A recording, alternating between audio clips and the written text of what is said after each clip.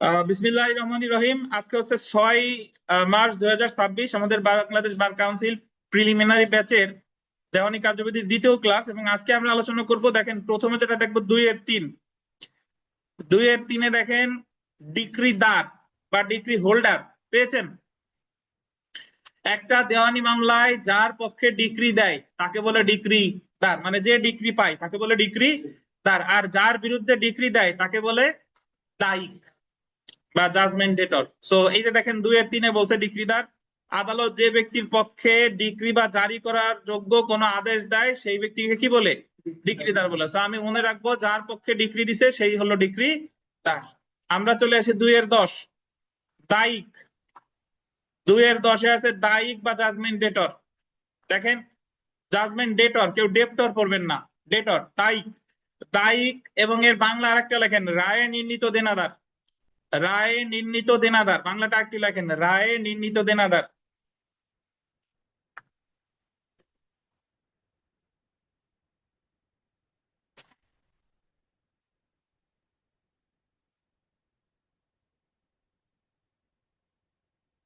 রায়ে নির্ণীত দেনাদার আসলে যা দায়িক তা রায়ে সাব্যস্ত দেনাদারও তাই।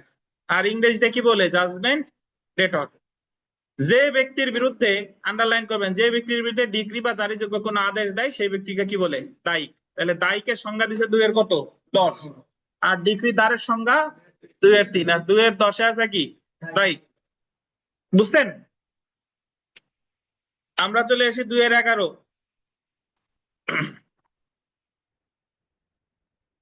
আইনানুগ প্রতিনিধি, লিগাল রিপ্রেজেন্টেটিভ।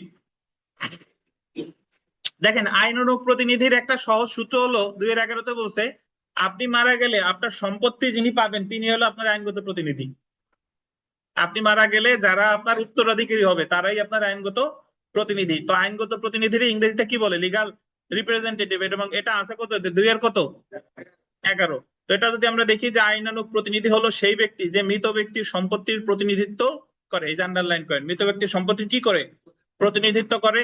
যে ব্যক্তি মৃত ব্যক্তির সম্পত্তি কি করে? পরিচালনা করে। এবং যে ব্যক্তি মৃত ব্যক্তির প্রতিনিধি হিসেবে মকদ্দমা করে বা মৃত ব্যক্তির প্রতিনিধি হিসেবে যার বিরুদ্ধে মামলা করা যায়। তার মানে মৃত ব্যক্তির প্রতিনিধি হিসেবে যিনি মামলা করে বা যার বিরুদ্ধে মামলা করা যায় বা মৃত ব্যক্তির সম্পত্তি যিনি পায় তারাই বলে লিগাল রিপ্রেজেন্টেটিভ। যেমন দেখেন উত্তরাধিকার, উইলের নির্বাহক, মহান্ত সেবায়েত আইনানুগ প্রতিনিধি হিসেবে মকদ্দমা দায়ের করতে পারে। মহান্ত সেবায়েত মানে হলো, দেখেন উত্তরাধিকার সূত্রে যারা পায়, মানে একজন ব্যক্তি মারা গেল, তার হাজবেন্ড আছে আর বাচ্চা কাচ্চারা আছে, তাহলে আইনগত প্রতিনিধি তারা। উইলের নির্বাহক মানে হলো যে ওই ব্যক্তি মারা যাওয়ার আগে তার সয় সম্পত্তি একজনে দিয়ে গেছে। সো দিয়ে যাওয়ার আগে একজনের উইলের নির্বাহক আছে, তারা দিয়ে গেছে যে উইল মারা গেলে উইলের নির্বাহককে মামলা করতে হবে, তাহলে ওই সম্পত্তির আইনগত প্রতিনিধি হলো উইলের নির্বাহক। মহন্ত বা সেবায়েত হলো যখন দাতব্য উদ্দেশ্যে, হিন্দু আইন অনুসারে বা মুসলিম আইন অনুসারে দাতব্য উদ্দেশ্যে কোনো সম্পত্তি দান করে, তখন ওই সম্পত্তি হিন্দু আইন অনুসারে যিনি দেখাশোনা করে তাকে বলে মহন্ত বা কি সেবায়েত। আর আমাদের মুসলিম আইন অনুসারে তার বলে মোতাওয়াল্লি। ওয়াকফ, ওয়াকফ শুনছেন না?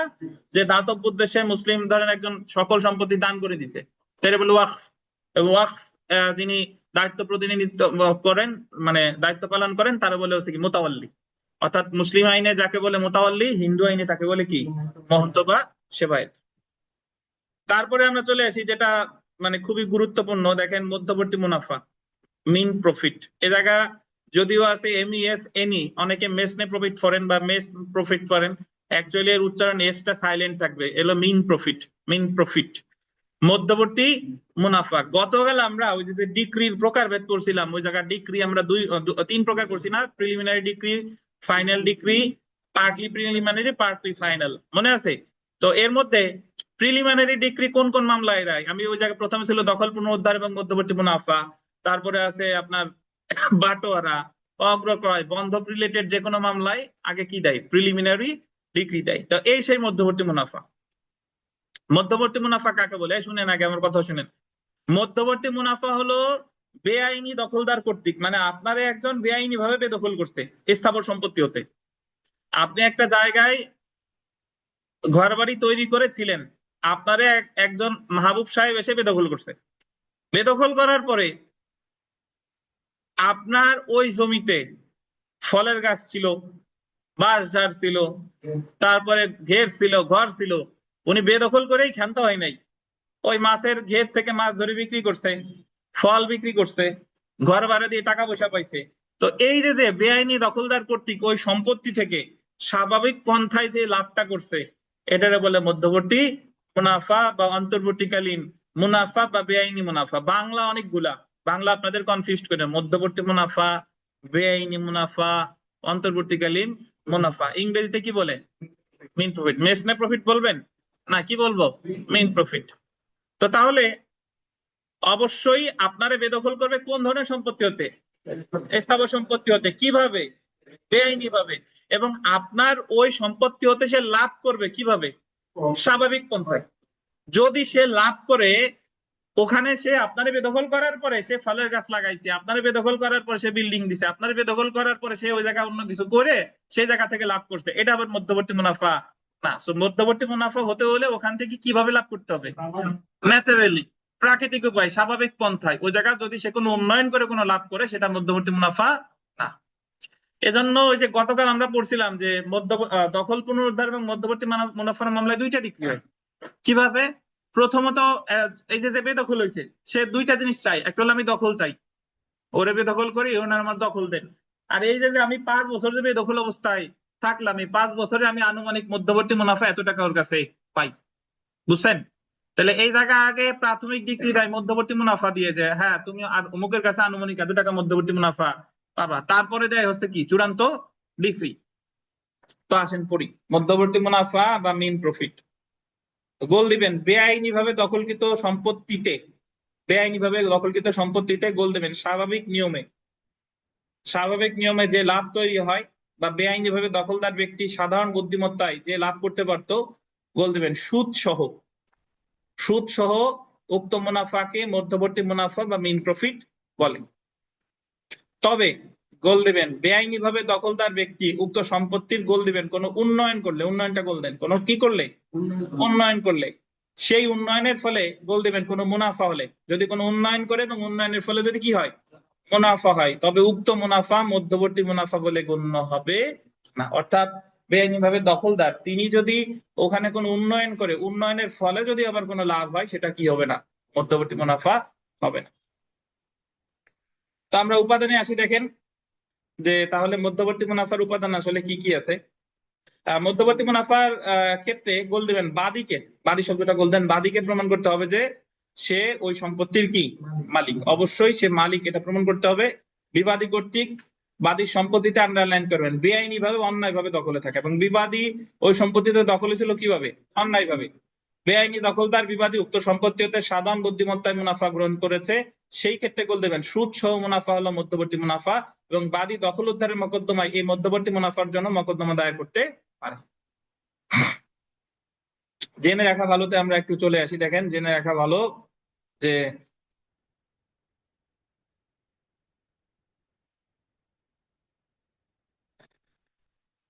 বেআইনি দখলকার ব্যক্তি সম্পত্তির কোনো আন্ডারলাইন করবেন উন্নতি সাধন করে থাকলে উক্ত উন্নতির ফলে সৃষ্ট মুনাফা মধ্যবর্তী মুনাফা বলে গণ্য হবে না। যদি কোনো উন্নতি করে থাকে, তাহলে ওই উন্নতির ফলে যে সৃষ্ট মুনাফা, এটা কি হবে না? মধ্যবর্তী মুনাফা হবে না। মধ্যবর্তী মুনাফার ক্ষেত্রে বাদীকে প্রমাণ করতে হবে যে সে উক্ত সম্পত্তির মালিক এবং বিবাদী উক্ত সম্পত্তিতে অবৈধ বা বেআইনি ভাবে দখলে ছিল। আপনার সম্পত্তি যদি কেউ ডিক্রিজারি মামলায় দখল ফিরে পাইছে, এটা কি মধ্যবর্তী মুনাফা হবে? মধ্যবর্তী মুনাফা। সে আদালত তারে দখল দিছে, এটা কিন্তু মধ্যবর্তী মুনাফা হবে না। আমরা একটি উদাহরণ করে দেখেন। কয়েকটি জমিতে 5 বছর ধরে বেআইনি ভাবে দখলে আছে। কি জমিতে? জমি অবশ্যই কি সম্পত্তি? স্থাবর সম্পত্তি। খ উক্ত জমির মালিক উক্ত জমিতে কিছু বাঁশ ঝাড় গড়ে ওঠে, ক 2 লাখ টাকার বাঁশ বিক্রি করে। এই 2 লাখ টাকা এবং সুদ সহ তার মুনাফা মধ্যবর্তী মুনাফা বলে কি হবে? গণ্য হবে। এখন যদি সে নিজে বাঁশের চারা টারা লাগাইয়া বাঁশের বীজ বপন করে যদি বাঁশ ঝাড় ওই বেআইনি ভাবে যে দখলে আছে সে যদি তৈরি করে, তাহলে কি মধ্যবর্তী মুনাফা হবে? তাহলে মধ্যবর্তী মুনাফা হবে না। তো বিগত বছর প্রশ্ন দেখেন, এখানে একটা প্রশ্ন পড়ি যে কোনটি মেইন প্রফিট এর সাথে সম্পর্কিত নয়? বেআইনি দখলদার, সুদ সহ মুনাফা, স্থাবর সম্পত্তি, মামলার খরচ। মামলা, এই জায়গায় আমরা মধ্যবর্তী মুনাফার যতগুলো উপাদান পড়ছি এর মধ্যে বেআইনি দখলদার আছে, সুদসহ মুনাফা আছে, স্থাবর সম্পত্তি আছে, কিন্তু মামলার খরচ কিন্তু এটা মধ্যবর্তী মুনাফার সম্পর্কিত নয়। এখন যদি বলেন স্যার টাকার খরচ এক না, মধ্যবর্তী মুনাফা তো খরচ না, মধ্যবর্তী মুনাফা তো আপনার ন্যায্য পাও না, যেটা আপনি হারাইছেন সেটা আপনি চাচ্ছেন। 2 নাম্বার প্রশ্নটা 2020 সালে এসেছিল, বেশ দারুণ প্রশ্ন। দেখেন যে কোনটি অন্তর্বর্তীকালীন মুনাফা, দেখছেন এতক্ষণ পড়ছে মধ্যবর্তী মুনাফা, আবার দিছে কি অন্তর্বর্তীকালীন মুনাফা হিসেবে গণ্য হবে না। এই জায়গায় বলছে এক্স এল এর সম্পত্তি অন্যায়ভাবে দখল করে তাহলে লাভ পেল, এটা অন্যায়ভাবে দখল করে লাভ করছে, এটা হবে অনুপ্রবেশকারী এক্স এল এর বাড়ি দাবি করে ভাড়া সংগ্রহ করে, এটাও মধ্যবর্তী মুনাফা হবে। এক্স অনুমতি ছাড়া এল এর জমিতে চাষ করে লাভ পেল, আর একটা বলে এক্স এল এর সম্পত্তি অবৈধ দখল করে সেখানে বাড়ি বানিয়ে ভাড়া দিল। এখন আপনার কাছে প্রশ্ন আসতে পারে, স্যার ঘ কেন উত্তর হলো না? এক্স অনুমতি ছাড়া এল এর জমিতে চাষ করে লাভ করলো নাকি? তো এই জায়গা তো বলতে পারেন সে তো চাষ করেই লাভ করছে, এখন চাষ করলে তো ওই জায়গার মাটিটা হিসেবে ব্যবহার করতেছে, তো এই জন্য এই ঘর চেয়েও বেশি যুক্তি করছে যে অবৈধভাবে দখল করে সে জায়গায় বাড়ি বানিয়ে ভাড়া দিতে। বুঝছেন? যদি অন্য কোনো অপশন না থাকতো তাহলে উত্তর আমরা দিতাম যে চাষ করে যে লাভ পাইছে। এখন এই জায়গায় চাষ করে লাভটা দিচ্ছে না, উত্তর কেন হয় নাই? কারণ তার চেয়েও যৌক্তিক উত্তর একটা আছে। আর চাষ করা মানে কি, আমি তো ওই জমি ব্যবহার করছি। আমরা 3 নম্বর প্রশ্ন পড়ি, দেখেন কি হয়েছে ভাই, শীত করে নাকি?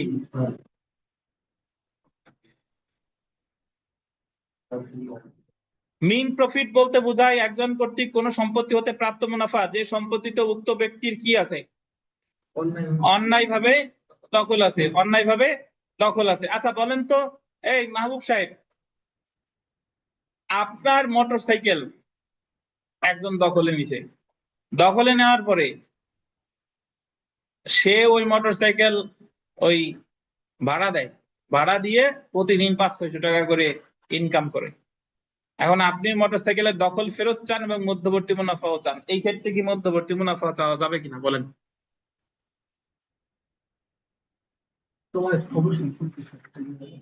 চাওয়া যাবে কিনা বলেন? কেন যাবে না? কারণ মধ্যবর্তী মুনাফা শুধুমাত্র কোন ধরনের সম্পত্তির ক্ষেত্রে প্রযোজ্য? ধন্যবাদ। অস্থাবর সম্পত্তির ক্ষেত্রে কিন্তু মধ্যবর্তী মুনাফা চাওয়া যাবে না। সো আমার কনসেপ্ট ক্লিয়ার থাকতে হবে, মধ্যবর্তী মুনাফা সর্বদাই কি সম্পত্তি? স্থাবর সম্পত্তি। তো এখানে অন্যান্য যে প্রশ্ন আছে, বিশেষ করে সেলফ প্র্যাকটিসের 3 নাম্বার প্রশ্নটা আমরা একটু পড়ি। দেখেন সেলফ প্র্যাকটিসের 3 নম্বরে আছে যে নিম্নের কোন ব্যক্তি আইনানুগ প্রতিনিধি হিসেবে গণ্য হবে? মৃত ব্যক্তির সম্পত্তি কি প্রতিনিধিত্ব করে, যিনি মৃত ব্যক্তির সম্পত্তি প্রতিনিধিত্ব করেন তিনি হচ্ছে আইনানুগ প্রতিনিধি। তারপর দেখেন 4 নাম্বার যে এক্স তার এক পুত্র ওয়াই এবং বিবাহিত এক মেয়ে জেড কে রেখে মারা গেছে, মানে তার এক ছেলে মেয়ে রেখে মারা গেছে। এক্স কর্তৃক দায়েরকৃত মকদ্দমা তার মৃত্যুর পর পরিচালিত হবে কে কর্তৃক বলেন? তার যে ছেলে মেয়ে আছে দুইজনই এখানে আইনানুগ প্রতিনিধি। তারপর দেখেন 5 নাম্বার লিগাল রিপ্রেজেন্টেটিভ এর কত ধারা আইনানুগ প্রতিনিধি, কত ধারা আছে? 2 এর কত? 11। 2 এর 11। আর মধ্যবর্তী মুনাফা আছে 2 এর কত? 12। সো এখানে পারবেন ইনশাল্লাহ। মোটামুটি এই সংজ্ঞা এ পর্যন্তই। বলেন তো সংজ্ঞা মোট কয়টা আছে? গতকাল লেখাছিলাম কয়টা আছে? 20টা। তো 20টার ভিতরে আমরা মোটামুটি কি কি বললাম দেখেন, আমরা একেবারে প্রথম পড়ছিলাম রুল 2 এর 18তে রুল, তারপরে পড়ছি ডিক্রি 2 এর 2, তারপরে পড়ছি আদেশ 2 এর 14 নাকি, তারপরে পড়ছি রায় 2 এর 9 নাকি, তারপরে পড়লাম হচ্ছে আপনার ওই গভর্নমেন্ট প্লিডার 2 এর 15, শুধু প্লিডার গভর্নমেন্ট প্লিডার 2 এর 7, আর শুধু প্লিডার হচ্ছে 2 এর 15 নাকি, প্রিজাইডিং অফিসার বা জজ বা বিচারক করলাম 2 এর 8, 2 এর 8। তারপরে ডিক্রি তার করলাম 2 এর 3, আর দায়িক পড়লাম 2 এর 10, দায়িক 2 এর 10। তারপরে পড়লাম লিগাল রিপ্রেজেন্টেটিভ 2 এর 11, তারপরে মধ্যবর্তী মুনাফা 2 এর কত? 12। তাহলে এই জায়গায় আমরা মোট 11টা সংজ্ঞা পড়ছি। আমি যে হিসাব করলাম 20টার ভিতরে আমরা পড়ছি কয়টা? 11টা। সো মোর দেন এনাফ, আপনি 11টা পড়লেই ইনশাল্লাহ এখানে হয়ে যাবে, আর দরকার নাই, এইগুলো মনে থাকলেই হবে। আর এখান থেকে সচরাচর এই ধরনের প্রশ্ন কমই আসে যে 2 এর 2-তে কি আছে, 2 এর 3-এ কি আছে, নর্মালি ওই ভেতর থেকে প্রশ্ন আসে। বাট তারপরেও যদি আসে আমরা এই 11টা বারবার পড়লে একসময় মনে গেঁথে যাবে। এখন আমরা পড়বো দেওয়ানি আদালত সমূহ, সিভিল কোর্টস। আমরা জানি যে ফৌজদারি কার্যবিধির, দেখি এপি পাস বাইন বলেন, ফৌজদারি কার্যবিধির কত ধারায় ফৌজদারি আদালতের শ্রেণী বলছে বলেন?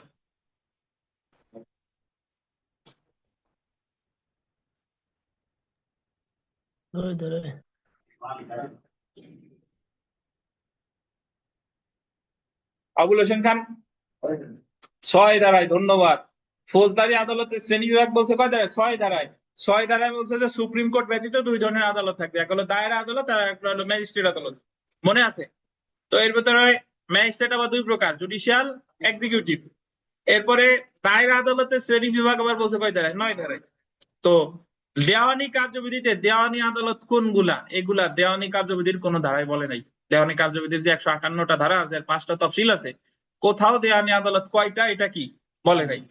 তো এজন্য আমাদের আনুষঙ্গিক আরো একটা আইনে জায়গা পড়তে হবে, এটা শিডিউল না বাট আনুষঙ্গিক একটা আইন, যেটা দেওয়ানি কার্যবিধি পড়তে গেলে আমার এটারে লাগবে। এই দুইটা অঙ্গাঙ্গি ভাবে জড়িত। কি সেটা দেখেন, দেওয়ানি আদালত সমূহের গঠন সম্পর্কে সিভিল কোর্টস অ্যাক্ট, আন্ডারলাইন করবেন, সিভিল কোর্টস অ্যাক্ট 1887 এর 3 ধারায় বর্ণনা করতে। কোন আইনের 3 ধারায়? সিভিল কোর্টস অ্যাক্টের 3 ধারায়। অর্থাৎ সিভিল কোর্টস অ্যাক্ট 1887 অনুযায়ী দেওয়ানি আদালত সমূহ প্রতিষ্ঠা করা হয়েছে। তো আমরা চলে আসি, দেখেন দেওয়ানি আদালতের প্রকারভেদ, ধারা 3। সিভিল কোর্টস অ্যাক্টটা কত সালের? 1887 সালের। সিভিল কোর্টস অ্যাক্টের 3 ধারায় বলছে দেওয়ানি আদালতের প্রকারভেদ। সর্বপ্রথম দেখেন যে সিভিল কোর্টস অ্যাক্টের 1887 এর 3 ধারায় বলা হয়েছে 5 প্রকারের দেওয়ানি আদালত থাকবে। কয় প্রকারের? 5 প্রকারের। আমরা একেবারেই প্রথমে যদি দেখি, দেখেন জেলা জজের আদালত, সবার উপরে জেলা জজের আদালত, কোর্ট অফ ডিস্ট্রিক্ট জাজ, ঠিক আছে। তারপরে দেখেন অতিরিক্ত জেলা জজের আদালত, কোর্ট অফ এডিশনাল ডিস্ট্রিক্ট জাজ।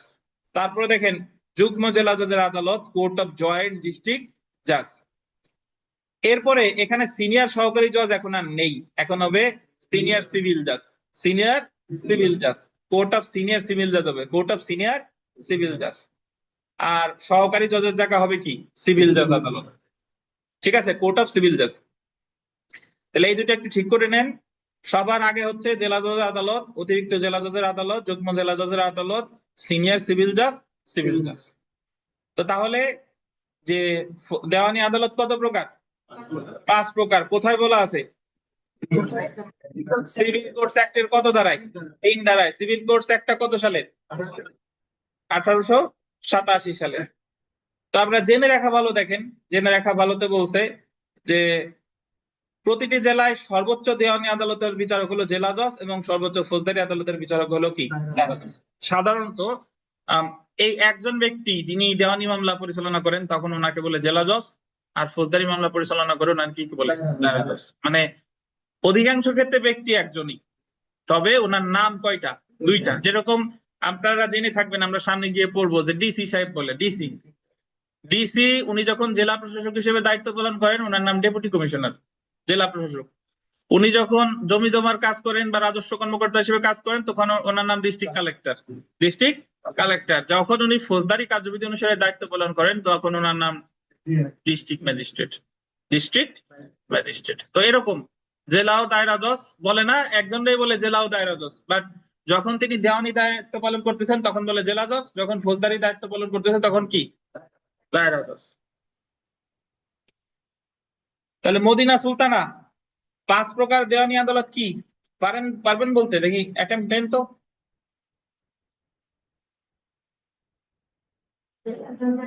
হুম হুম হুম আর মনে নাই। তানমিন স্যার? হুম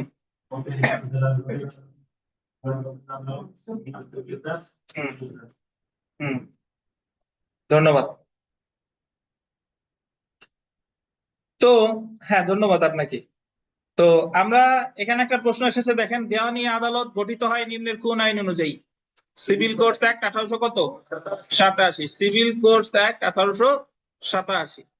তারপরে দেখি যে দেওয়ানি আদালত প্রতিষ্ঠিত হয় সিভিল কোর্টস অ্যাক্ট অনুযায়ী নাকি। এখন আমরা চলে আসি ভাই। আপনি দেওয়ানি কার্যবিধি প্রথমত আপনার কাছে বিক্ষিপ্ত মনে হবে যে এত কঠিন কঠিন মনে হচ্ছে, কিন্তু আমরা চেষ্টা করতেছি যতটুকু সহজে আপনার সামনে উপস্থাপন করা যায়। এখন আমি আদালত জেনে গেলাম যে এই আদালত 5 প্রকার জেনে গেলাম। এখন এই আদালত কোন আদালতে মামলা করা যাবে, কোন আদালতে কত টাকার মামলা করা যাবে, কোন জায়গার আদালতে আমি মামলাটা করব, এই সব কিছু যদি আমি জানতে চাই তাহলে আমার জানতে হবে এখতিয়ার বা জুরিসডিকশন। কি বলেন? এখতিয়ার বা জুরিসডিকশন। যেরকম ফৌজদারি আদালতের আঞ্চলিক এখতিয়ার, place of inquiry and trial, এটা আলোচনা করছিল ফৌজদারি কার্যবিধি 177 থেকে 189। মনে আছে কিনা আপনাদের? 177-এ বলছিল যে জায়গায় অপরাধ ঘটছে মামলা সেই জায়গা 177। 179-তে বলছিল যে জায়গায় অপরাধ ঘটছে বা যে জায়গায় পরিণাম বা ফলাফল দেখা দিতে সেই জায়গা। মনে আছে? 182-তে পড়ছিলাম যে যে জায়গায় অনিশ্চয়তা কোন জায়গায় ঘটছে অনিশ্চয়তা থাকলে, অপরাধ যদি চলমান থাকে, আংশিক এক জায়গায় আংশিক আর এক জায়গায়, কতিপয় কার্যের সমষ্টি, তার সেক্ষেত্রে 182। তো সেম বিষয়টা দেওয়ানি কার্যবিধিতেও বিক্ষিপ্ত ভাবে আলোচনা করছে। দেওয়ানি আদালতের যে এখতিয়ার, এটা আলাদা কোনো ধারায় বলে নাই। এটা আমরা আমাদের সুবিধার্থে দেওয়ানি কার্যবিধি প্লাস সিভিল কোর্টস অ্যাক্ট এই দুইটারে নিয়ে আমরা এখতিয়ার করব। বুঝছেন? তো দেখেন,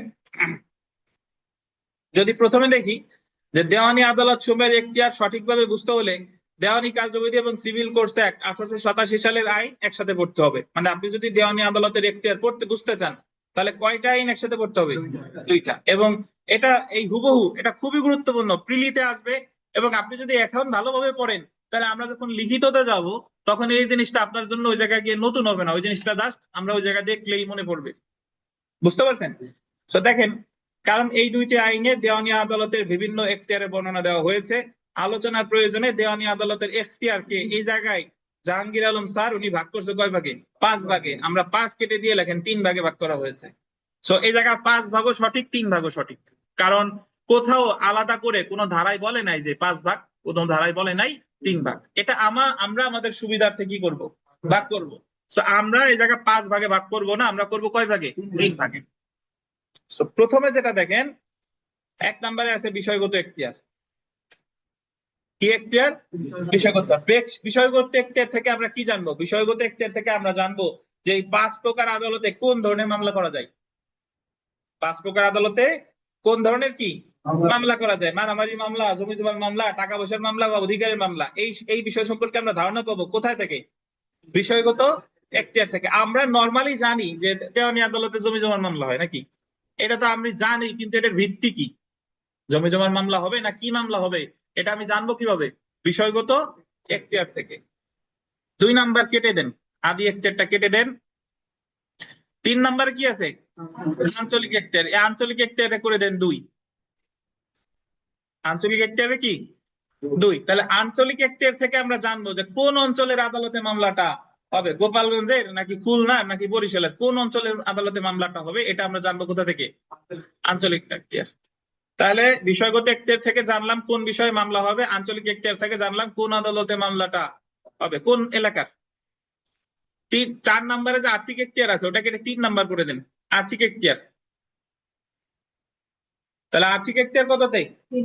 3 নাম্বার। আর সবশেষে 5 নাম্বার আছে আপিল এখতিয়ার, এটাও কেটে দেন। কাটছেন? এবার আর্থিক এখতিয়ারের সামনে 2 ভাগে ভাগ করবেন, একটু তীর চিহ্ন দিয়ে। আর্থিক এখতিয়ার হবে 2 প্রকার। এই যে কাটছেন কোনটা কোনটা বলেন তো? আদি এখতিয়ার আর আপিল এখতিয়ার। এই দুইটারে আপনি ঢুকাবেন কিসের মধ্যে? আর্থিক এখতিয়ার। অর্থাৎ আর্থিক এখতিয়ারকে 2 ভাগে ভাগ করা যাবে। একটা হলো কি আদি এখতিয়ার, আর একটা হলো আপিল এখতিয়ার। যে দুইটা কেটেছেন ওই দুইটা প্রকারভেদ যাবে কার কাছে? আর্থিক এখতিয়ারের কাছে।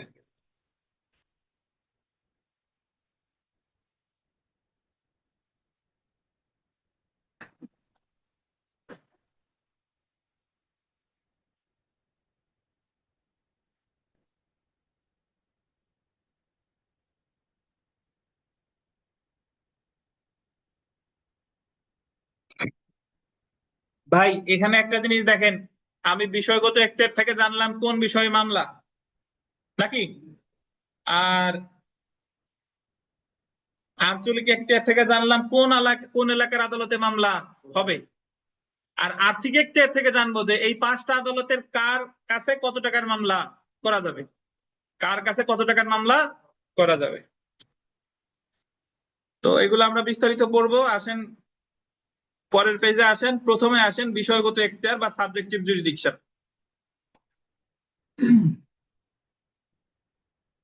বিষয়গত এখতিয়ার এর ইংরেজি কি? Subjective jurisdiction. পাশে লেখেন সাধারণ এখতিয়ার। সাধারণ এখতিয়ার।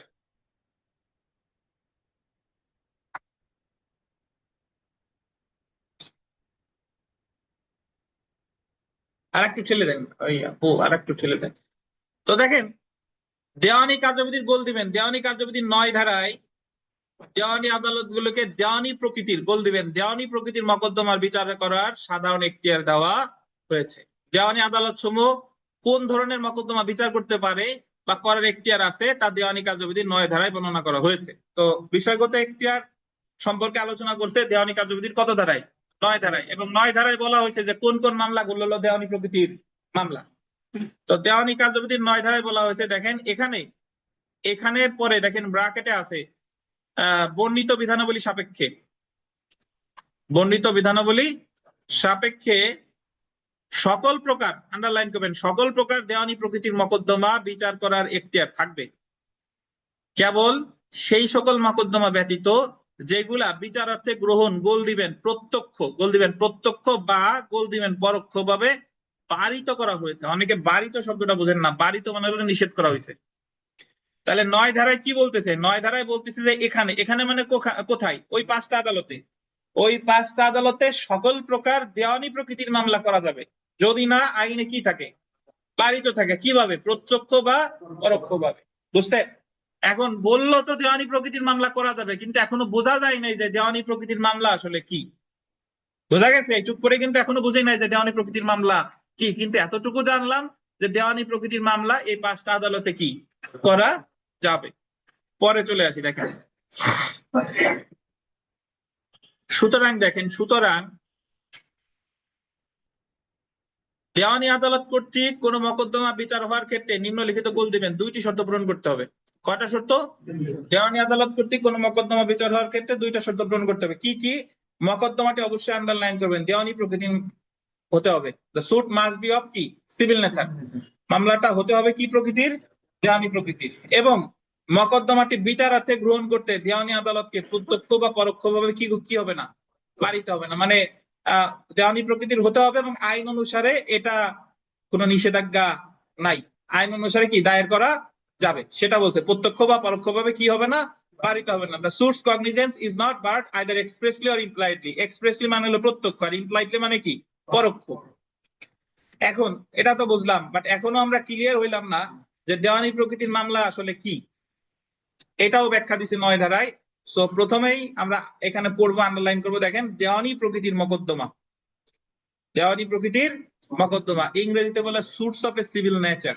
আন্ডারলাইন করেন, suits of a civil nature. পরীক্ষায় যদি আসে যে suits of a civil nature কত ধারায় আছে? কোন আইনের 9 ধারায়?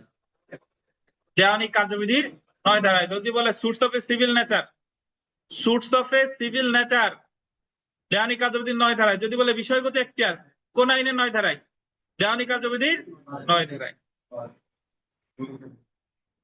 দেওয়ানি কার্যবিধির 9 ধারায় দেওয়ানি প্রকৃতির মকদ্দমার সংজ্ঞা দেওয়া হয়েছে। এই সংজ্ঞা বানান, এই সংজ্ঞা বানান আপনারা লিখিত পরীক্ষায় অনেকে ভুল লেখেন, বাস্তবে অনেকে ভুল লেখেন। এই জায়গায় স অনস্বর, কিন্তু এই যে তার উপর দর উপর বা বর্গীয় জের উপর যে কি দিয়েছে অনেকে জানেন না। মনের মতো গোল দুটো দিয়ে দেন বা পেঁয়াজ একটা দিয়েন, যদি জিজ্ঞেস করে কি দিয়েছেন বলতে পারেন না। সো এই জায়গাতে কি, এই জায়গা স অনস্বর, এই যে অক্ষরটা, এই অক্ষরটারে কি বলে আমার মাহবুব সাহেব আপনি বলেন? জয়ও, ধন্যবাদ। কোন জয়ও? বর্গীয় জয়ও, জি। বর্গীয় জ যোগ ইয় যোগ করলে এটা হয়, এই অক্ষরটা হয়, বুঝছেন? তাহলে সংজ্ঞা অনেকে লেখেন কি স অনস্বর গয়কে রেখা, স উমন নিচে গ দিয়ে গয়কে রেখা। আবার আরেকজন সংজ্ঞা লেখেন স অনস্বর আবার উমন নিচে গয়কে রেখা। এই বানান কিন্তু হবে না। তাহলে দেখেন, দেওয়ানি কার্যবিধির 9 ধারায় দেওয়ানি প্রকৃতির মকদ্দমার সংজ্ঞা দেওয়া হয়েছে। 9 ধারায় ব্যাখ্যায় বিধান করা হয়েছে যে মকদ্দমায়, এই যে আসল জায়গা চলে আসলাম, যে মকদ্দমায় বল দিবেন সম্পত্তি বা পদের অধিকার, বলতেন সম্পত্তি বা পদের অধিকার সম্পর্কে প্রতিদ্বন্দ্বিতা হয় সেই মকদ্দমা দেওয়ানি প্রকৃতির, যদিও উক্ত অধিকার আন্ডারলাইন করবেন সম্পূর্ণরূপে ধর্মীয় আচার আন্ডারলাইন করেন বা উৎসব সম্পর্কিত সিদ্ধান্তের উপর নির্ভর করতে পারে।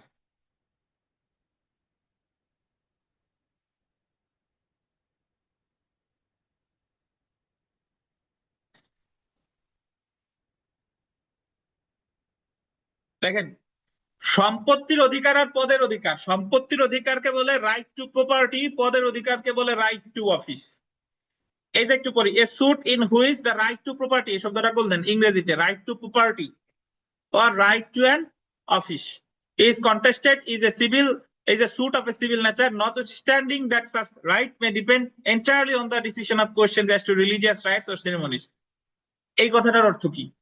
তাহলে আমরা এতটুকু জানলাম যে দেওয়ানি প্রকৃতির মামলা বলতে এমন মামলা বোঝায় যে মামলাগুলো হলো সম্পত্তির অধিকার রিলেটেড আর পদের অধিকার রিলেটেড। সম্পত্তির অধিকারকে বলে কি রাইট টু প্রপার্টি, পদের অধিকারকে বলে রাইট টু অ্যান অফিস। এখন দেখেন সম্পত্তির অধিকার কি? সম্পত্তির অধিকার মানে হলো আমার টাকা একদম নিয়ে আর ফেরত দিচ্ছেন না, ওই টাকার উপর আমার কিসের অধিকার আছে? সম্পত্তির অধিকার আছে। আমার একজন বেদখল করছে, সম্পত্তির অধিকার আছে। আমার মালিকানা একজন অস্বীকার করতেছে, সম্পত্তির অধিকার আছে। আমার ভাই বোন আমার জায়গা জমি দিচ্ছে না, কি সম্পত্তির অধিকার আছে। এইগুলো হলো সম্পত্তির অধিকার। আর পদের অধিকার কি? পদের অধিকার হলো যে আপনি বাংলাদেশী নাগরিক, সবাই ভোট দিচ্ছে, আপনার ভোট দিতে দিচ্ছেন না। এই শ্মশানে সকল সনাতন ধর্মের লোকের সৎকার করা যাচ্ছে, কিন্তু একটা নির্দিষ্ট জাতের লোকদের সৎকার করতে দিচ্ছেন না। সেটা হলো কিসের অধিকার? পদের অধিকার। একজন মাহবুব সাহেবরে এসে দাবি করতেছে যে উনি মাহবুব সাহেবের দ্বিতীয় স্ত্রী, কিন্তু মাহবুব সাহেব অস্বীকার করতেছে। এখন উনি আসলেই মাহবুব সাহেবের দ্বিতীয় স্ত্রী, তাহলে উনি পদের অধিকার রিলেটেড কি করতে পারে? মামলা করতে পারে। আবার মাহবুব সাহেব যদি মনে করে যে না ও আমার স্ত্রী না, উনিও মামলা করতে পারে, এই মর্মে ঘোষণা চেয়েছে অমুক আমার স্ত্রী না। তো তাহলে দেওয়ানি প্রকৃতির মামলা বলতে কি মামলা বোঝায়? সম্পত্তির অধিকার আর পদের অধিকার, right to property, right to an office. পরীক্ষা একবার প্রশ্ন আসছিল যে দেওয়ানি প্রকৃতির মামলা বলতে কি সম্পত্তির অধিকার এবং পদের অধিকার, নাকি সম্পত্তির অধিকার বা পদের অধিকার? সম্পত্তির অধিকার বা হবে, এবং না, কিন্তু বা এবং বললে দুইটাই বোঝায়, আর বা বললে কি যে কোনো একটা। এখন আর একটা জিনিস ব্যাখ্যা করা দরকার, সেটা হলো আপনাদের অনেকেই এখানে ক্লিয়ার না যে একটা ফৌজদারি মামলা কেন করে, দেওয়ানি মামলা কেন করে। দেখেন, ফৌজদারি মামলায় আপনি কোনো প্রতিকার পাবেন না। ফৌজদারি মামলায় আপনি যেটা পাবেন সেটা হলো কি? শাস্তি। ফৌজদারি মামলায় ধরেন আপনার টাকা নিছে, আপনার টাকা জীবনে দেয় নাই, এই রিলেটেড বিষয় নিয়ে যদি ফৌজদারি মামলা করেন, তাহলে ওই ফৌজদারি মামলায় ওই লোকের শাস্তি হবে, জীবনেও আপনার কি টাকা দিবে না। এখন টাকা যদি বলেন স্যার ফৌজদারি মামলা করে তো টাকা পাই, টাকা তো ভয়ে এসে নাই যে আমি জেল খাটবো না, মামলা তুলে নাও টাকা দিচ্ছি। কিন্তু ও যদি নাসলবান্ধা হয় যে আমি জেলই খাটবো, টাকা দেবো না, তাহলে কিন্তু ও খাটতে পারে। বুঝছেন? আর আপনি যা হারাইছেন যদি সেটাই পেতে চান, বা সেটা অ্যাটলিস্ট না পাইলেও যাতে ক্ষতিপূরণ পেতে চান, তাহলে আপনাকে কি মামলা করতে হবে? দেওয়ানি মামলা করতে হবে। তাহলে বেসিক পার্থক্যটুকু বুঝতে হবে যে কেন ফৌজদারি মামলা করে আর কেন দেওয়ানি মামলা করে। তাহলে হ্যাঁ বলেন। হ্যাঁ, চেক রিলেটেড মামলা ফৌজদারিও হয়, দেওয়ানিও হয়। আচ্ছা, এখন আগে কথা শুনেন। তো তাহলে আমরা যদি জানলাম যে দেওয়ানি প্রকৃতির মামলা সংজ্ঞা কত ধারায়? 9 ধারায়। বলছে যে দেওয়ানি আদালতে সকল প্রকার দেওয়ানি প্রকৃতির মামলা করা যাবে যদি প্রত্যক্ষ বা পরোক্ষভাবে কি থাকে? বাড়িত না থাকে। এরপরে এসে বললো যে দেওয়ানি প্রকৃতির মামলা বলতে কিসের কিসের অধিকার বোঝায়? সম্পত্তির অধিকার বা কি? পদের অধিকার। যদিও ওই সম্পত্তির অধিকার বা পদের অধিকার ধর্ম সংক্রান্ত হতে পারে বা উৎসব সংক্রান্ত হতে পারে, ধর্মীয় আচার থেকে উদ্ভূত হতে পারে বা উৎসব সংক্রান্ত হতে পারে, এটা বলছে। এখন আমরা একটু পড়ি, দেখেন। সুতরাং 9 ধারায় নিম্নলিখিত দুইটি অধিকার বিষয়ক মকদ্দমাকে দেওয়ানি প্রকৃতির মকদ্দমা হিসেবে উল্লেখ করা হয়েছে। একটা হলো সম্পত্তির অধিকার। সম্পত্তির অধিকার সম্পর্কে প্রতিদ্বন্দ্বিতা হয় এমন মকদ্দমা, যেমন বন্ধকি সম্পত্তি উদ্ধারের অধিকার, ঋণ উদ্ধারের অধিকার, সরকারি কর্মকর্তার বকেয়া বেতন উদ্ধারের অধিকার ইত্যাদি। আর একটা কি বলছে দেখেন, পদের অধিকার বা রাইট টু অফিস সম্পর্কে প্রতিদ্বন্দ্বিতা হয়, যেমন মোতাল্লির পদের অধিকার হানি করা হয়েছে এই মর্মে ঘোষণার মকদ্দমা। এছাড়া অন্যান্য বিভিন্ন প্রকৃতির মামলা বলছে, ওগুলো আর আমরা না পড়ি, তাহলে আমরা আপাতত জানলাম যে সোর্স অফ সিভিল নেচার কত ধারায় আছে, দেওয়ানি কার্যবিধির কত ধারায়, 9 ধারায়। দেওয়ানি আদালতে দেওয়ানি প্রকৃতির মামলা করা যাবে যদি প্রত্যক্ষ বা পরোক্ষ থাকে, পরোক্ষভাবে বাড়িত না থাকে। আর দেওয়ানি প্রকৃতির মামলা বলতে কিসের কিসের অধিকার বোঝায়? সম্পত্তির অধিকার বা পদের অধিকার, ইংরেজিতে কি বলে? Right to property, right to an office. আমরা বিগত বছরের প্রশ্ন পড়ি, দেখেন যে দেওয়ানি প্রকৃতির মকদ্দমা, এটা একটা দারুণ প্রশ্ন। দেখেন দেওয়ানি প্রকৃতির মকদ্দমা আমলে নেওয়ার বিধান। আমলে আপনাদের পুরাতন বইতে নাই, বাট লিখে রাখবেন। এই যে আমরা নর্মালি জানি ফৌজদারি মামলা আমলে নেয় ম্যাজিস্ট্রেট 190 ধারায়, দায়ের আদালত 193 ধারায়, মনে আছে? দেওয়ানি মামলাও আমলে নেয় 9 ধারায়। আমলে নেওয়া বা বিচারার্থে গ্রহণ লিখবেন। দেওয়ানি কার্যবিধির যে 9 ধারা, যে জায়গায় দেওয়ানি প্রকৃতির মামলা আছে না, ওই জায়গায় লিখে রাখবেন আমলে নেওয়া বা বিচারার্থে গ্রহণ। আমলে নেওয়া বা বিচারার্থে গ্রহণ। আমলে নেওয়া বা বিচারার্থে গ্রহণ।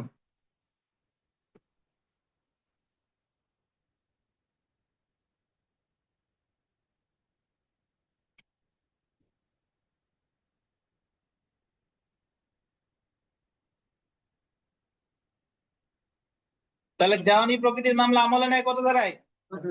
9 ধারায়। আমলে নেওয়ার আর 9 একটা বাংলা ধারায়। শব্দ কি? বিচারার্থে গ্রহণ। হ্যাঁ, অনলাইনে কেউ জিজ্ঞেস করলেন? না স্যার, বললাম যে 9 ধারায়। জি, ঠিক আছে। আচ্ছা, আমরা চলে আসি পরের প্রশ্নটা। দেখেন 2022 সালে এসেছে, দেওয়ানি প্রকৃতির মকদ্দমা অর্থ এমন মকদ্দমা যেখানে ড্যাশ সংশ্লিষ্ট স্বার্থ থাকে। এ জায়গা বলছে সম্পত্তি বা অফিস, সম্পত্তি ও অফিস, শুধু অফিস, শুধু সম্পত্তি। সম্পত্তি ও অফিস হবে না, কিন্তু কি হবে? সম্পত্তি বা অফিস। সম্পত্তি বা অফিস। আর এই জায়গা অফিস বলতে বোঝানো হচ্ছে অধিকার, পদের অধিকার।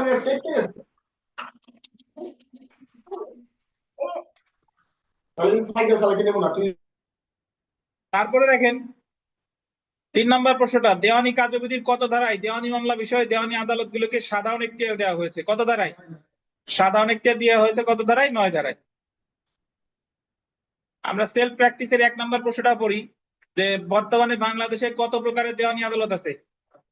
কত প্রকার? 5 প্রকার। 4 নম্বর প্রশ্নটা খুবই গুরুত্বপূর্ণ, এই ধরনের প্রশ্ন এসে থাকে। Courts to try all civil suits unless barred, মানে নিজ বাড়িতে না থাকলে দেওয়ানি আদালত সকল প্রকার দেওয়ানি মামলা বিচার করতে পারে। এই কথাটা বলছে কত ধারায়? 9 ধারায়। তারপরে 5 নাম্বার প্রশ্নটা খুবই গুরুত্বপূর্ণ, দেখেন যে দেওয়ানি আদালত সকল প্রকার দেওয়ানি প্রকৃতির মকদ্দমা বিচার করবে যদি না বিচারার্থে গ্রহণ বারিত হয়। কিভাবে? ব্যক্ত বা অব্যক্তভাবে, এক্সপ্রেসলি অর ইমপ্লাইডলি। এখানে 8 নাম্বার প্রশ্নটা দেখেন। 8 নাম্বার প্রশ্ন বলছে যে দেওয়ানি আদালতের এখতিয়ার সাধারণত কত প্রকার? এই জায়গায় উত্তর বলছে 5 প্রকার। এই প্রশ্নটাই পড়বেন না, এখতিয়ার আসলে কত প্রকার এটা দেওয়ানি কার্যবিধির কোথাও বলে নাই। এই জায়গায় 5 প্রকারও সঠিক, 3 প্রকারও কি সঠিক, কারণ এটা তো হুবহু কোনো ধারায় কি নাই, বলা নাই। তাহলে আমরা এখতিয়ার মোট পড়ছি কয় প্রকার? 3 প্রকার। 3 প্রকার মধ্যে পড়া হলো কয় প্রকার? 1 প্রকার। সেই 1 প্রকারে কি বলে? বিষয়গত এখতিয়ার বা সাধারণ এখতিয়ার, ইংরেজিতে কি বলে? Subjective jurisdiction. এখন আমরা একটু এই জায়গা চলে আসেন, আদালতের আর্থিক এখতিয়ারটা পড়বো আগে। আর্থিক এখতিয়ার, আদালতের আর্থিক এখতিয়ার। পরের পেজে চলে আসেন, আদালতের আর্থিক এখতিয়ার।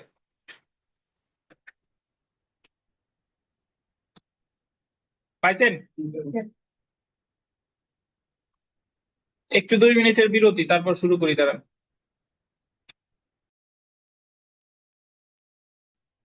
তো আদালতের আর্থিক এখতিয়ার, আর্থিক এখতিয়ারে আমরা যেরকম বিষয়গত এখতিয়ারে একটা ধারা পাইছিলাম, সেটা হলো দেওয়ানি কার্যবিধির 9 ধারা।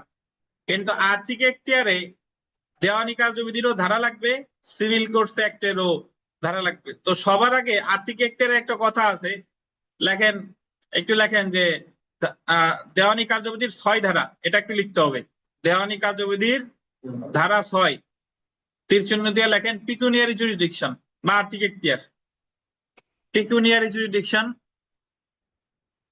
PECU NIARY। দেওয়ানি কার্যবিধির 6 ধারায় কি আছে?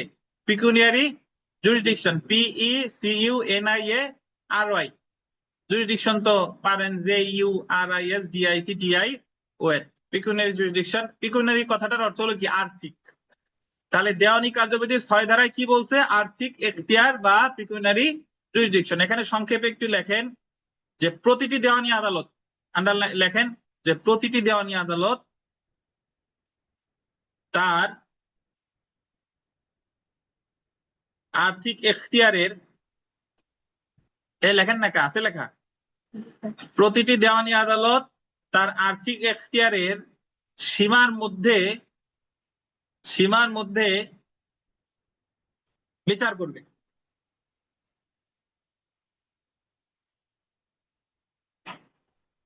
প্রতিটি দেওয়ানি আদালত তার আর্থিক এখতিয়ারের সীমার মধ্যে কি করবে?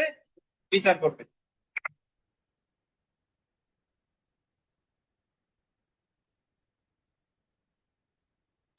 তাহলে দেওয়ানি কার্যবিধির 6 ধারায় বলতেছে যে দেওয়ানি আদালত তো আমরা আগে জানি কয় প্রকার? 5 প্রকার। এই 5 প্রকার আদালত তাদের যে আর্থিক এখতিয়ার আছে এটা যার যার সীমার মধ্যে থেকে এটা কি করবে? বিচার করবে। এখন তাদের সীমা কত তা কি আমরা এখনো জানছি? তা কিন্তু এখন আমরা জানি নাই, কিন্তু আগে ভাগে বলে দিল যে তাদের যে সীমা সেই সীমার মধ্যে থেকে কি করবে? বিচার করবে। ধন্যবাদ। এখন আসেন, আমি একটু আগে বলিনি, তারপরে আমরা এই জায়গা পড়বো। তাদের এই আর্থিক এখতিয়ারের সীমা, এই সীমাটা অ্যাকচুয়ালি বলছে সিভিল কোর্টস অ্যাক্টের 18 আর 19 ধারায়।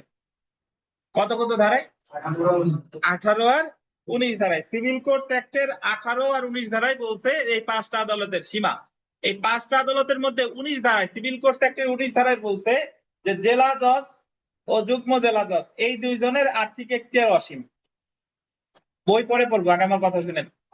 জেলা জজ আর যুগ্ম জেলা জজের আর্থিক এখতিয়ার কি? অসীম। মানে এই দুইজনের কাছে যে কোনো অ্যামাউন্টের মামলা দায়ের করা যায়। আর 18 ধারায় বলছে, সিভিল কোর্টস অ্যাক্টের 18 ধারায়, সরি আমি একটু উল্টা বলে ফেলছি নাকি, 18 ধারাটা হলো জেলা জজ আর যুগ্ম জেলা জজ। জি, 18 ধারায় বলছে জেলা জজ আর যুগ্ম জেলা জজের আর্থিক এখতিয়ার কি? অসীম, সীমাহীন, যে কোনো মামলা করা যায়। 19 ধারায় বলছে যে সিভিল জজ মানে আগে কে? সহকারী জজ। সিভিল জজের আর্থিক এখতিয়ার হচ্ছে 15 লাখ টাকা পর্যন্ত। কত থেকে 15? 0 থেকে 1 থেকে 15। আর সিনিয়র সিভিল জজ এনার আর্থিক এখতিয়ার হলো 1 থেকে 25। 1 থেকে 25। তাহলে 4টা আদালতের আর্থিক এখতিয়ার আমরা জানলাম। 18 ধারায় বলছে জেলা জজ আর যুগ্ম জেলা জজ এনাদের আর্থিক এখতিয়ার অসীম। আর 19 ধারায় বলছে সিভিল জজের 15 লাখ আর সিনিয়র সিভিল জজের কত? 25 লাখ। তাহলে আর্থিক এখতিয়ার প্রথমে পড়ছি হলো 6 ধারা। 6 ধারায় পড়ছি দেওয়ানি কার্যবিধি 6 ধারা, যে প্রতিটি দেওয়ানি আদালত তাদের আর্থিক এখতিয়ারের সীমার মধ্যে বিচার করবে, এটা হলো 6 ধারা। আর এরপরে আমরা জানলাম যে কার আর্থিক এখতিয়ার কত, এটা বলছে সিভিল কোর্টস অ্যাক্টের কত কত ধারা? 18 আর 19। তো 5টা আদালতের মধ্যে আর্থিক এখতিয়ার আছে কয়টা আদালতের? 4টা। জেলা জজ যুগ্ম জেলা জজের আছে, সিভিল জজ সিনিয়র সিভিল জজের আছে, মাঝে বাদ পড়ছে কে? অতিরিক্ত জেলা জজ। একটু পড়ি দেখেন। আদালতের আর্থিক মূল্যমান নির্ধারণ করা হয় মোকদ্দমার বিষয়বস্তুর মূল্যমান অনুসারে। দেওয়ানি কার্যবিধির গোল দিবেন 6 ধারায় এবং সিভিল কোর্টস অ্যাক্ট 1887 এর গোল দিবেন 18 ও 19 ধারায়। মূল মোকদ্দমা গ্রহণের ক্ষেত্রে দেওয়ানি আদালতের আর্থিক এখতিয়ার নিয়ে আলোচনা করতে। তাহলে দেওয়ানি কার্যবিধির বলছে কত ধারা? 6 ধারা। আর সিভিল কোর্টস অ্যাক্টের কত? 18 19 ধারায় আর্থিক এখতিয়ার নিয়ে আলোচনা করতে। সিভিল কোর্টস অ্যাক্ট 1887 এর আন্ডারলাইন করেন 18 ধারা অনুসারে জেলা জজ বা যুগ্ম জেলা জজের এখতিয়ার দেওয়ানি কার্যবিধির গোল দিবেন 15 ধারার। এটা আবার আরেকটা ধারা এসে গেছে 15 ধারার শর্ত সাপেক্ষে। এই 15 ধারাটা কিন্তু সিভিল কোর্টস অ্যাক্টের না, এই 15 ধারাটা কোথার? দেওয়ানি কার্যবিধি। তাহলে দেওয়ানি কার্যবিধির ধারা পাইছি আমরা কটা? 6 আর 15। 6 আর 15। আর সিভিল কোর্টস এর অ্যাক্টের কত? 18 19। দেওয়ানি কার্যবিধির 15 ধারার শর্ত সাপেক্ষে সকল মূল বা আদি মোকদ্দমার ক্ষেত্রে প্রযোজ্য। এখন ভাই একটু কাহিনী শুনেন, আগে বুঝেন তাহলে আমরা পড়বো। ধরেন এই জায়গা বলছে 18 ধারায় বলছে যে জেলা জজের আর্থিক এখতিয়ার অসীম, আবার যুগ্ম জেলা জজের আর্থিক এখতিয়ারও কি? অসীম। এখন অসীম বলতে বোঝানো হয়েছে এক থেকে শুরু করে অসীম যে কোনো অ্যামাউন্টের, ধরেন একটা মামলার মূল্যমান 10 কোটি টাকা, তাহলে 18 ধারার শর্ত অনুসারে এই মামলাটা তো জেলা জজের কাছেও করা যায়, আবার কি যুগ্ম জেলা জজের কাছেও করা যায়, কারণ দুইজনেরই তো অসীম। বাট এখানে আমার দেওয়ানি কার্যবিধির 15 ধারার শর্ত মানতে হবে। দেওয়ানি কার্যবিধির 15 ধারায় কি বলছে, যে যদি কোনো মামলা একাধিক জায়গায় করা যায় তাহলে দেখতে হবে সিরিয়ালি কে সবার নিচে আছে, তার কাছে করতে হবে। মানে একটা মামলা 4 জায়গা করা যায়, কিন্তু 4 জায়গা করা গেলেও দেখতে হবে যে ওই 4 জনের মধ্যে সবার নিচে কে, তাহলে মামলাটা করতে হবে কার কাছে, তার কাছে। বুঝছেন? তাহলে যে মামলাটা জেলা জজের কাছেও করা যায় বা যুগ্ম জেলা জজের কাছেও করা যায়, এই দুইজনের মধ্যে দুইজনেই করা যায়, সিরিয়ালি নিচে কে, সবার উপরে তো জেলা জজ, অতিরিক্ত জেলা জজ, যুগ্ম জেলা জজ। তাহলে জেলা জজ আছে 1-এ, যুগ্ম জেলা জজ কত দিয়েছে 3-এ। তাহলে যে কোনো যে মামলার মূল্যমান অসীম, দেওয়ানি কার্যবিধি 15 ধারার শর্ত অনুসারে মামলাটা কোথায় হবে, যুগ্ম জেলা জজে। বুঝেন কিনা? আবার যদি এরকম হয়, স্যার একটু একটু বুঝতে পারি নাই স্যার, এটা একটু হ্যাঁ বুঝতে পারবেন, একটু স্যার এটা ধৈর্য ধরে শুনতে হবে, ধৈর্য ধরে শুনেন আগে। অনেকবার বলা হবে, ধৈর্য ধরে শুনেন, একবারে ক্লাস শেষে বুঝতে না পারলে আবার বুঝাবো, বাট সেম জিনিস বারবার রিপিট করব, তো এখানে এটা শুনতে থাকেন। 19 ধারায় জিজ্ঞেস করে, ধরেন 19 ধারায় সিভিল জজের আর্থিক এখতিয়ার কত, 1 থেকে 15। আর সিনিয়র সিভিল জজের আর্থিক এখতিয়ার কত, 1 থেকে 25। তাহলে এবার শুনেন, যে বুঝেন নাই সে শুনেন। একটা মামলার মূল্যমান যদি 10 লাখ টাকা হয়, কয় লাখ টাকা, 10 লাখ টাকা। এখন এই আমরা এখন মিলাই যে 10 লাখ টাকার মামলা 5টা আদালতের কোথায় কোথায় করা যায়। 10 লাখ টাকার মামলা সহকারী জজের যেহেতু 1 থেকে কত 15, সহকারী জজের কাছে যায়।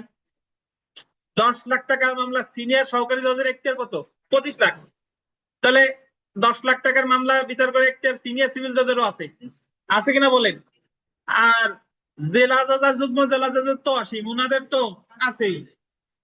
তাহলে হিসাবে 10 লাখ টাকার মামলাটা সিভিল জজের কাছে যায়, সিনিয়র সিভিল জজের কাছে যায়, যুগ্ম জেলা জজের কাছে যায়, জেলা জজের কাছে যায়, 4 জায়গায় করা যায়, টেকনিক্যালি 4 জায়গায় করা যায়। কিন্তু দেওয়ানি কার্যবিধির 15 ধারায় বলছে যে প্রতিটি দেওয়ানি মামলা বিচার করার ক্ষমতা সম্পন্ন সর্বনিম্ন স্তরের আদালতে দায়ের করতে হবে। 4 জায়গা দায়ের করা গেলেও আমি দেখবো যে এই 4টা আদালতের মধ্যে নিচের আদালত কোনটা।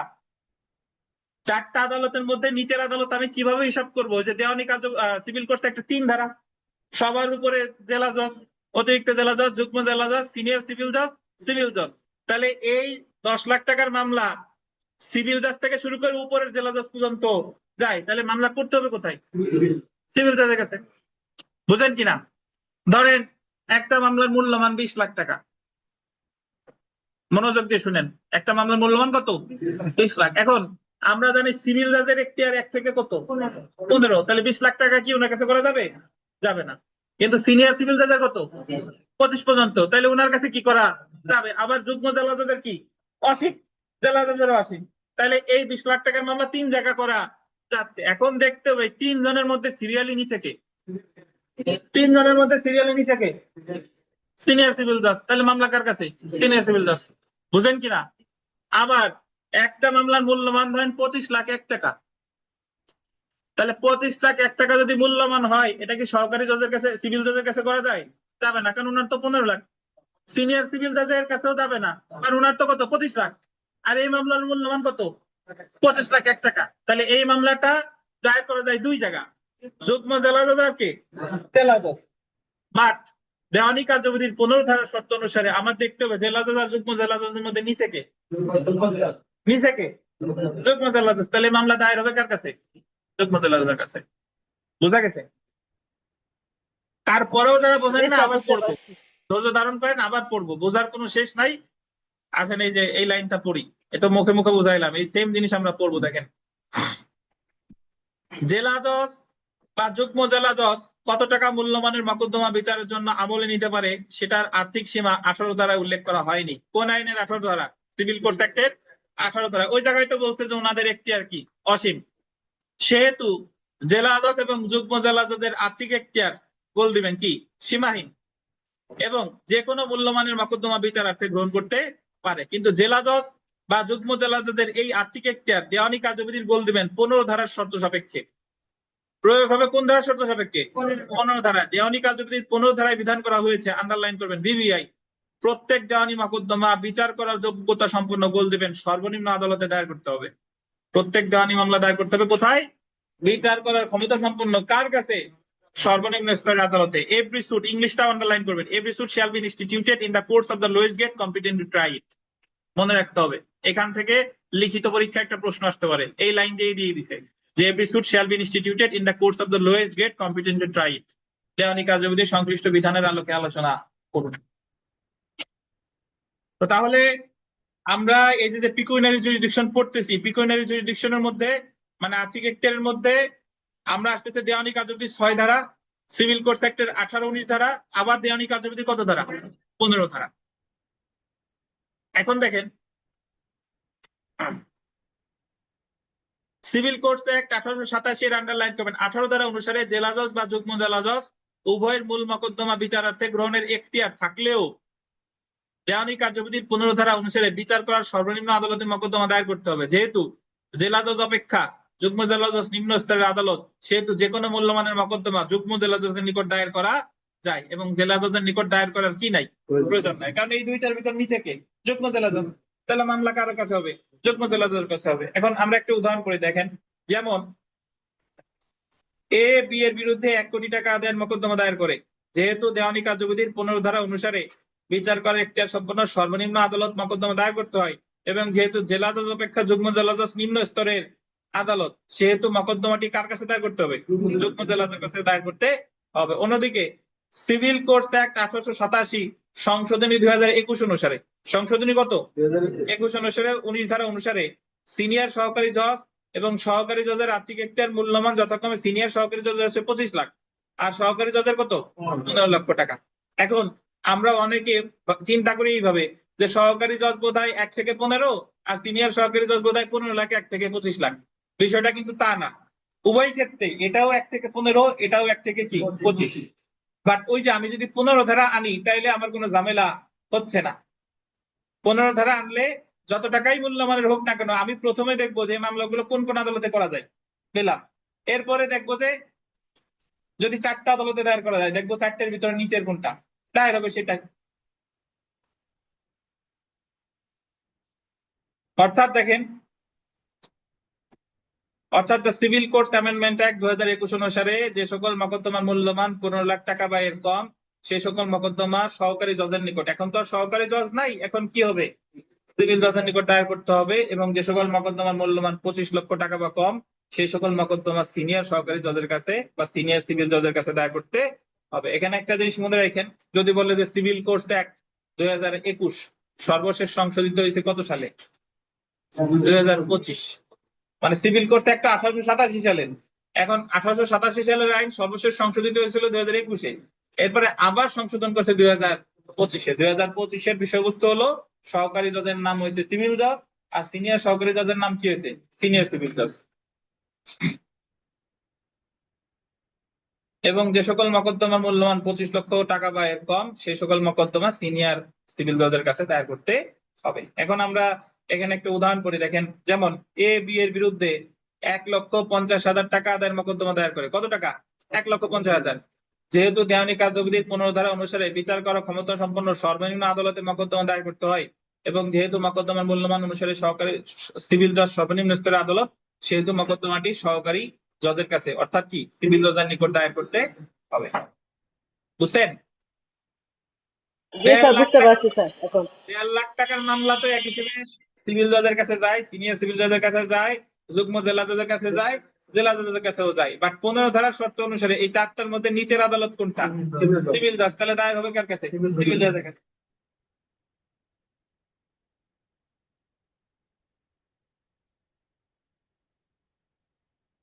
আদালতের নাম আসেন, আমরা এখানে একটা শখ আছে, যে জায়গা জেলা জজ বা যুগ্ম জেলা জজ এনাদের বলছে কি সীমাহীন। কত ধারা? 18। আর এই জায়গায় সিনিয়র সিভিল জাজ 25 লাখ টাকা পর্যন্ত, সিভিল জাজ কত? 15 লাখ টাকা পর্যন্ত। এটা বলছে কত ধারা? 19 ধারা।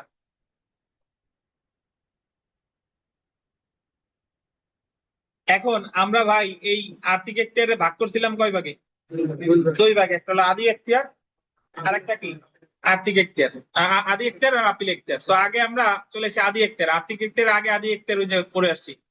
আদি বা মূল এখতিয়ার পাইছেন? এই যে আদি বা মূল এখতিয়ার, ইংরেজিতে এটা কি বলে? Original jurisdiction. এখন আদি বা মৌলিক এখতিয়ার মানে হলো যে আদালতে মূল মামলা করা যায়। আমরা জানি দেওয়ানি আদালত তো 5টা, বাট মূল মামলা করা যায় 4টাই। যদি বলেন স্যার কিভাবে বুঝলাম 4টাই, এই যে যে 4টা আদালতের আর্থিক এখতিয়ার আছে, এই 4টা আদালতে মূল মামলা করা যায়। তাহলে আদি এখতিয়ার সম্পন্ন আদালত কয়টা? 4টা। যে আদালতে মূল মামলা করা যায় সে আদালতকে বলে আদি এখতিয়ার সম্পন্ন আদালত বা তা কোর্ট অফ ফার্স্ট ইনস্ট্যান্স। তাহলে কোর্ট অফ ফার্স্ট ইনস্ট্যান্স নয় কোনটা? অতিরিক্ত জেলা জজ। এই যে দেখেন, যে সকল দেওয়ানি আদালতের আদি এখতিয়ার আছে সেই সকল আদালত প্রাথমিকভাবে দেওয়ানি মামলা আমলে নিয়ে বিচার করে এবং রায় দেয়। সকল দেওয়ানি আদালতের দেওয়ানি মোকদ্দমা বিচারার্থে আমলে গ্রহণ করার এখতিয়ার নেই, অর্থাৎ প্রাথমিকভাবে দেওয়ানি মোকদ্দমা বিচারের জন্য আমলে নিতে পারে না। সিভিল কোর্টস অ্যাক্ট 1887 এর গোল দেবেন 18-19 ধারা অনুসারে নিম্নলিখিত দেওয়ানি আদালতগুলোর আদি এখতিয়ার আছে। কার কার আদি এখতিয়ার আছে আমরা একটু পড়ি। দেখেন, 1 নম্বরে আছে জেলা জজ আদালত, 2 নম্বরে আছে কি যুগ্ম জেলা জজ আদালত, 3 নম্বরে আছে সিনিয়র সহকারী জজ আদালত যেটার নাম হচ্ছে সিনিয়র সিভিল জজ, আর 4 নম্বরে আছে সহকারী জজ আদালত যেটার নাম কি সিভিল জজ। এই 4টারে একটু উদ্ধৃতি চিহ্ন দিয়ে ডান সাইডে লিখে রাখবেন। এই 4টারে বলে court of first instance. Court of first instance, COURT, court of first, FIRST, first instance, INSTANCE, INSTANCE।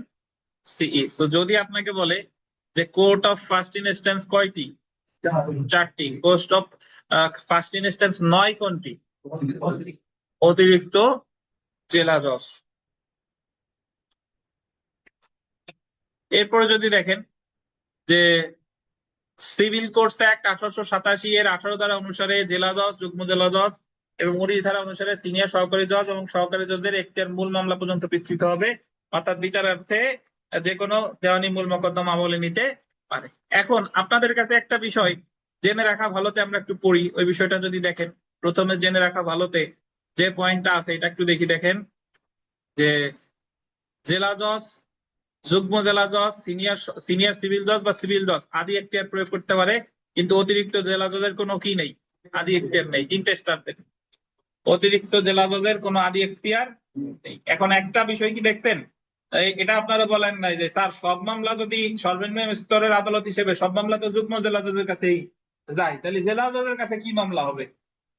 জেলা জজের কাছে মামলা হবে বিশেষ মামলা। এই যে দেখেন বল দিবেন, বিশেষ ক্ষেত্রে আইনে উল্লেখ থাকলে জেলা জজ আদি এখতিয়ার প্রয়োগ করতে পারে, অর্থাৎ কিছু কিছু মামলা, এই মামলাগুলো সরাসরি হয়ই জেলা জজের কাছে এবং প্রাথমিকভাবে মোকদ্দমা বিচার করতে পারে। যেমন কি কি মামলা দেখেন, ট্রেডমার্ক আইন, কপিরাইট আইন বিষয়ে জেলা জজের আদি এখতিয়ার আছে। তাহলে জেলা জজের আদি এখতিয়ার আছে কি কি আইনে?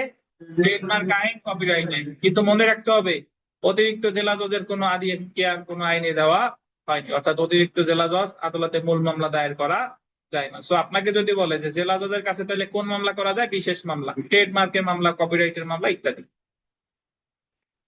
বুঝছেন? এরপরে আমরা চলে আসি, দেখেন আপিল এখতিয়ার।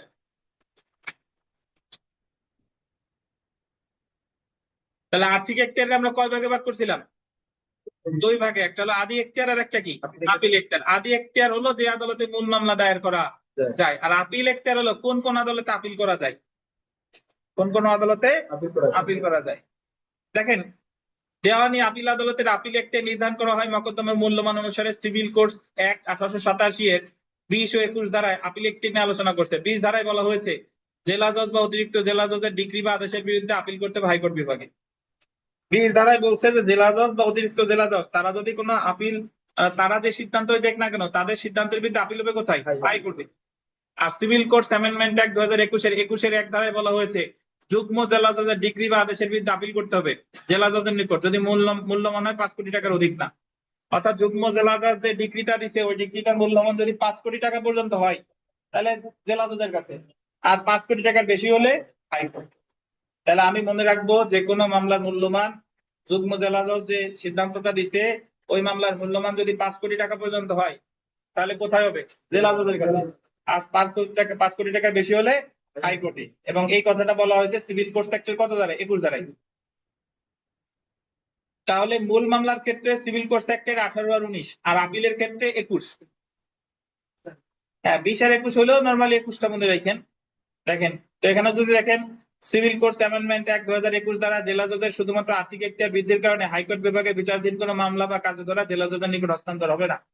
অর্থাৎ এটার অর্থ হলো যে মামলাটা অলরেডি হাইকোর্টে আছে, যখন আইনটা করলো যে 5 কোটি টাকার মামলা হবে, 5 কোটি টাকার বেশি হলে হাইকোর্টে, 5 কোটি টাকা পর্যন্ত হলে জেলা জজে, কিন্তু আগে আইন ছিল 5 লাখ, 5 লাখ টাকা পর্যন্ত জেলা জজ, 5 লাখ টাকার বেশি হলে হাইকোর্ট। এখন যখন আইন করলো তখন দেখা গেল যে মামলার মূল্যমান 10 লাখ টাকা, এটা হাইকোর্টে আছে, এটা অ্যাকচুয়ালি ওটা হওয়ার কথা কোথায়? জেলা জজের কাছে। এখন এই জায়গা বলে দিছে যা অলরেডি হাইকোর্টের আছে ওইগুলা থাকবেই, ওইগুলো আর জেলা জজের কাছে ফেরত আনা যাবে না। তাহলে নতুন যে আপিল গুলো হবে সেইগুলো হলো এই আইন অনুসরণ করবে। আর 21-এর 2 ধারায় বলা হয়েছে সিনিয়র সহকারী জজ বা সহকারী জজের ডিক্রি বা আদেশের বিরুদ্ধে জেলা জজের নিকট আপিল করতে হবে। সুতরাং দেওয়ানি আপিল দায়ের করা যায় 2টা আদালতে। তাহলে আপিল আদালত হলো প্রকৃতপক্ষে 2টা, একটা হলো হাইকোর্ট বিভাগ আর একটা হলো জেলা জজ। তাহলে হাইকোর্ট বিভাগে যায় যদি মামলার মূল্যমান 5 কোটি টাকার বেশি হয়, আর 5 কোটি টাকা পর্যন্ত হলে কার কাছে? জেলা জজের কাছে। কত ধারা? সিভিল কোর্টস অ্যাক্টের 21 ধারা।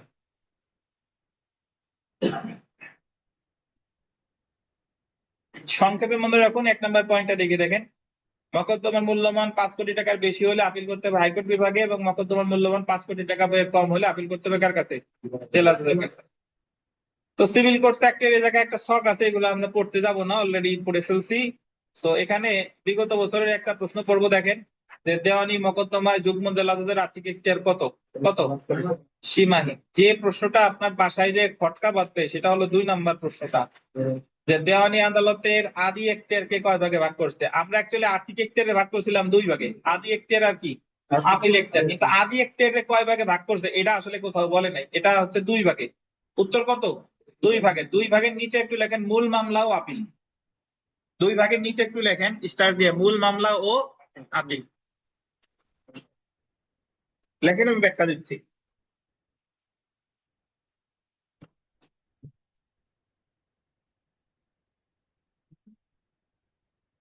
মূল মামলা ও আপিল মানে হলো যে মূল মামলার ক্ষেত্রে আদি এখতিয়ার, আর আপিলের ক্ষেত্রে আদি এখতিয়ার। যে মূল মামলার ক্ষেত্রে আদি এখতিয়ার আছে কয়টা আদালত? 4টা আদালতের। আর আপিলের ক্ষেত্রে আদি এখতিয়ার আছে কয়টা আদালত? 2টা আদালত, জেলা আদালত আর কে? হাইকোর্ট। এটাই বলছে যে আদি এখতিয়ারে কয় ভাগে ভাগ করা যায়? 2 ভাগে। তারপরে বিজিএস পরীক্ষা একটা প্রশ্ন এসেছে, আপনাদের এই ধরনের প্রশ্ন আসার সম্ভাবনা নাই, তারপরে যারা জুডিশিয়ারি পরীক্ষা দিবেন তাদের জন্য গুরুত্বপূর্ণ। 2022 সালে এসেছে 15 বিজিএস পরীক্ষায়। সিভিল কোর্টস অ্যাক্ট 1887 অনুযায়ী স্থানীয় এখতিয়ারাধীন সকল দেওয়ানি আদালতের উপর জেলা জজের কোন ধরনের নিয়ন্ত্রণ থাকবে? নরমালি আমরা জানি যে জেলা জজের উপর তো বিচারিক নিয়ন্ত্রণ থাকে, বিচারিক, বাট এই জায়গায় উত্তর হচ্ছে প্রশাসনিক নিয়ন্ত্রণ থাকবে। কোন ধরনের? প্রশাসনিক। এটা দেওয়ানি কার্যবিধি না, এটা আছে সিভিল কোর্টস অ্যাক্টের 9 ধারায়। সিভিল কোর্টস অ্যাক্টের 9 ধারায়। তাহলে জেলা জজের সকল দেওয়ানি আদালতের উপর জেলা জজের কোন ধরনের নিয়ম থাকবে? প্রশাসনিক। তো সেলফ প্র্যাকটিসের যত আছে কষ্ট করে পড়ে ফেলবেন, সবই গুরুত্বপূর্ণ। আজকে এ পর্যন্তই। আগামী দিন আমরা ওই টেরিটোরিয়াল জুরিডিকশন মানে আঞ্চলিক এখতিয়ার পড়া শুরু করব, খুবই গুরুত্বপূর্ণ। এবং যারা মোটামুটি বুঝতে পারেন নাই তারা এই লেকচারটা আর একবার দেখবেন, তাহলে আপনার মাথা পরিষ্কার হয়ে যাবে ইনশাল্লাহ। আগামীকাল আমাদের সকাল 10:30টায় দণ্ডবিধির মডেল টেস্ট, ক্লাস হবে না। সকাল 10:30টায় দণ্ডবিধির কি মডেল টেস্ট। কেউ লেট করে আসবেন না। কেন? যে আর আধা ঘন্টায় আপনি শেষ করে ফেলবেন। 10:30টায় পরীক্ষা, ওই সময় চলে আসবেন। ঠিক আছে, আল্লাহ হাফেজ, ভালো থাকেন।